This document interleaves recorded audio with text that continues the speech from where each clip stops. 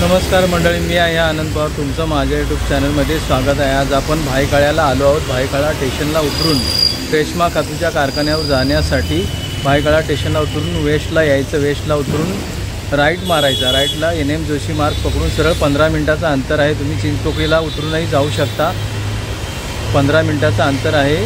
चला तर आपण ब्लॉगला सुरुवात करूया।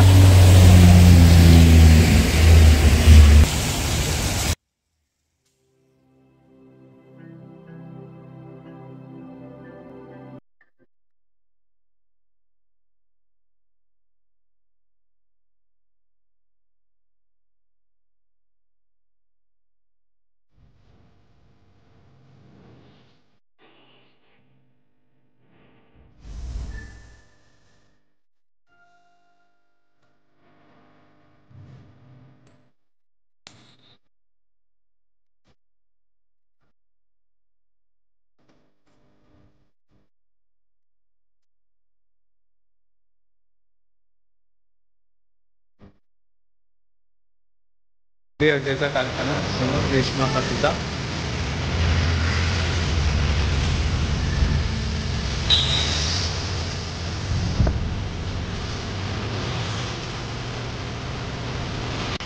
समोर चिंचपोकळीचा चिंतामणी दिसत आहे। पाठपूजन झालेलं आहे।